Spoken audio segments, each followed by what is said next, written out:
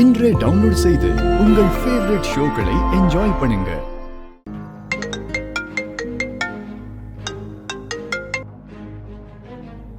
சொல்லு ரேவதி, மாமா எப்படி இருக்காரு? எதுவும் சாப்பிட்டாரா? அப்பா ரொம்ப ஃபீல் பண்றாரு மாமா. நாங்க சாப்பிட கூப்பிட்டாலும் சாப்பிட வரவே மாட்றாரு. அப்பா இப்படி இருந்து நான் பார்த்ததே இல்ல மாமா. நடந்த விஷயத்தை நினைச்சு அப்செட் ஆயிருப்பாரு. நடந்த விஷயத்தால இல்ல மாமா, அம்மா பேசினத அப்பாவால ஏத்துக்கவே முடியல. சரி, நான் மாமா கிட்ட பேசுறேன். சரிங்க மாமா.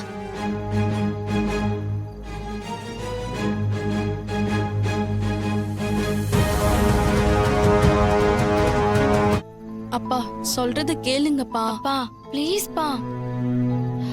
அப்பா யாருக்கா? கார்த்தி தான் ஃபோன் பண்றாரு.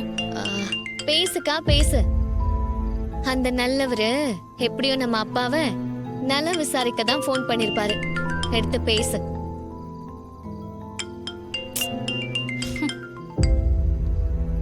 ஹலோ கார்த்தி, சொல்லுங்க.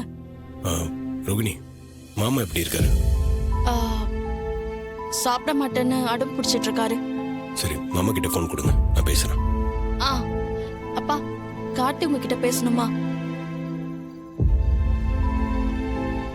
மாப்பிள்ள, மாமா, நீங்க அப்செட்டா இருப்பீங்கன்னு எனக்கு தெரியும். எல்லாம் காலையில வரைக்கும் தான் மாமா. அதுக்கப்புறம் எல்லாம் மாறிடும் மாமா. எப்படி எல்லாரும் முன்னாடி உங்க மேல அபாண்டப்பா பழி போட்டாங்களோ, அதே இடத்துல உங்க மேல எந்த தப்பும் இல்லை நான் நிரூபிக்கிறேன் மாமா. மாப்பிள்ள, நாளைக்கு என்ன நடக்கும்னு எனக்கு நல்லா தெரியும் மாப்பிள்ள. என் மாப்பிள்ள என்னை யார் முன்னாடியும் தலை புனைய விட மாட்டாரு. அந்த பொண்ணு யாரு, என்ன, எதுக்காக இப்படி பண்ணா, அவளுக்கு பின்னாடி யார் இருக்காங்க, இப்படி எல்லா விபரத்தையுமே தேடி நீங்க கண்டிப்பா கண்டுபிடிச்சிருவீங்க. எனக்கு அதுல கொஞ்சம் கூட சந்தேகம் கிடையாது. என்னோட வருத்தமெல்லாம் என்னன்னா, உங்க அத்தை என்ன சந்தேகப்பட்டா மாப்பிள்ள. அதான். புரியுது மாமா. ஆனா அத்தைக்கு உங்க மேல இருக்க கோவம் கண்டிப்பா சந்தேகத்துல வந்ததா இருக்காது. அவங்க உங்க மேல போட்ட பழி, அதுக்காக அவங்க ஊர் முன்னாடி காட்டின ஆதாரம், அதுக்காக அவங்க சொன்ன அடையாளம், அதை ஊர்க்காரர் சோதனை போட்டது, இதெல்லாம் உங்க மனசை எவ்வளவு பாதிச்சிருக்கான்னு எனக்கு புரியுது மாமா.